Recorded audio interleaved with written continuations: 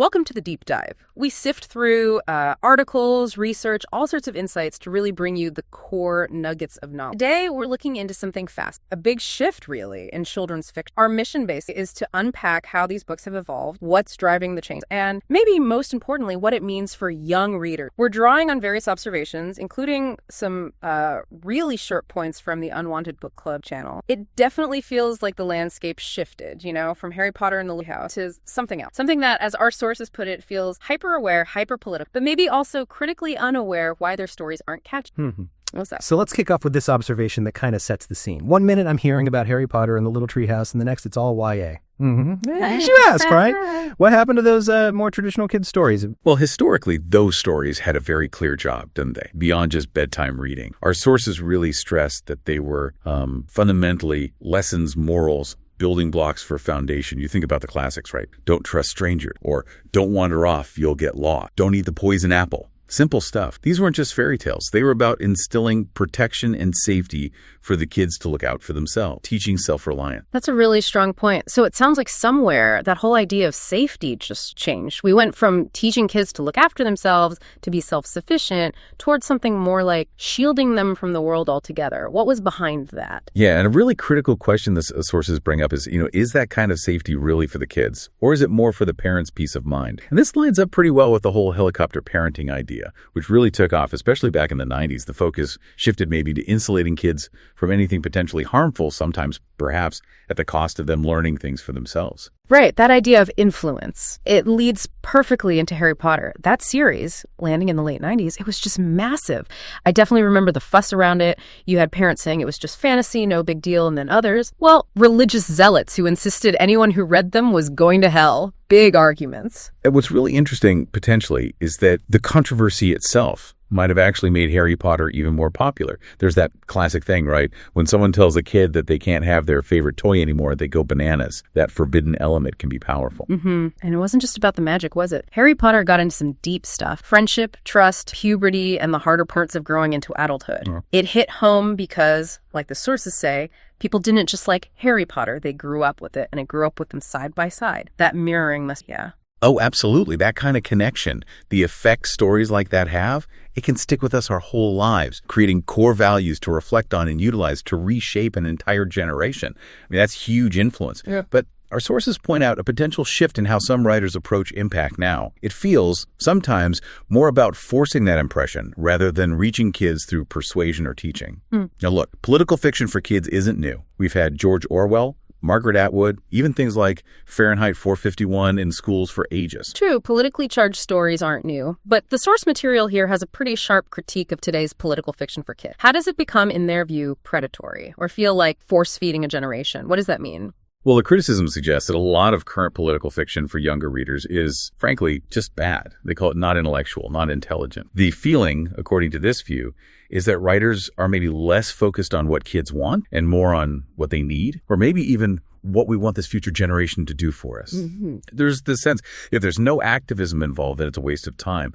So narratives might end up prioritizing an agenda over, say, good storytelling or connecting with the readers. Okay, that leads us right into another series that really shook up the YA scene, The Hunger Games. Our source notes how it moved YA to heighten this dystopian phase, and then we saw a whole wave, right?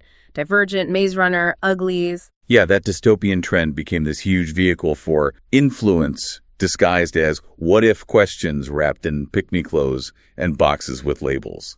What they mean by that phrase, I think, is that these stories, while seeming to offer choices, actually nudged kids towards certain ways of thinking or computing. They got kids thinking about where they might fit in with society, but also dropped hints that maybe those who don't feel like they fit in are actually doing something right, which sounds empowering, but... Right, but then it shifted from encouraging kids to be the best we can be to something more like a competitive state about being better than everyone else. How did that impact young readers, according to the sources? Well, this is where they talk about collateral damage. The sources suggest that insecurities can really grow when stories push ideas that are actually not real life. Yeah. This can come out as what they term picky mean girl energy in the stories themselves, creating less healthy social models instead of focusing on genuine self-worth or building community. And that seems connected to a larger point the source makes about trend chasing and consumerism in YA publishing. The idea being the focus shifts away from lasting impact and more towards how much money we can squeeze out of said generation to jumpstart a career.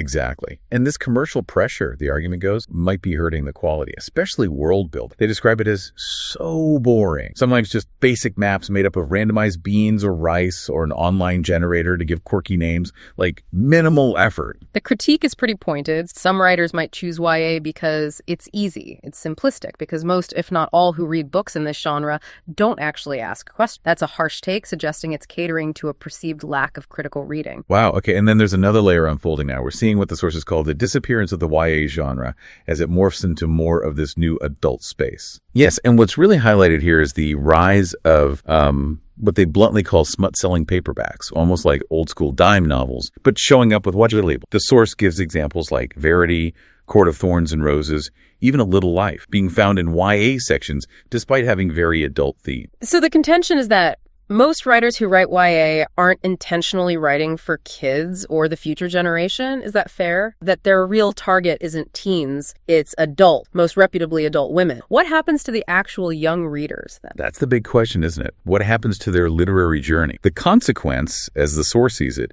is that younger readers are kind of forced to adapt to the new standards of toxic romance and questionable standards. Or they just stay stuck reading middle grade or even elementary level books because there's nothing engaging for them in that older teen space anymore. It potentially creates this gap, right? Either exposing them to stuff they aren't ready for or just leaving them behind with fewer good options. Okay, so let's try and wrap this up. We've covered a lot in this deep dive. We've seen this shift in children's fiction, moving from those foundational cautionary tales towards, well, often hyper-political narrative. We talked about huge cultural hits like Harry Potter and Hunger Games, their impact, but also what came after, the commercial side, the trend chasing in YA, and now these blurring lines with adult fiction. Yeah, and that closing thought from our source really lingers, doesn't it? That maybe the problem is partly wrapped in the narcissism of online media, encouraging us to seek out our own wants and desires over considering the long-term effects and the common good of those around us. It's a pretty stark comment on where storytelling priorities might be shifting. So what does this all mean for you listening? Whether you're a reader yourself, a parent, or just, curious about these cultural shifts, it really makes you pause and think about the subtle, quiet power of the stories we read and tell. It really does. And maybe the provocative thought to leave you with, drawn from all this, is if stories truly shape generations, what are the real long-term consequences? Especially when fiction's purpose seems to drift from teaching self-sufficiency and critical thinking towards, well, chasing trends and maybe even catering to adult tastes disguised as YA. And maybe ask yourself, how can you play a part in fostering more meaningful engagement with stories that genuinely empower and enrich young minds? Lots to think about there. Thank you for joining us on this deep dive.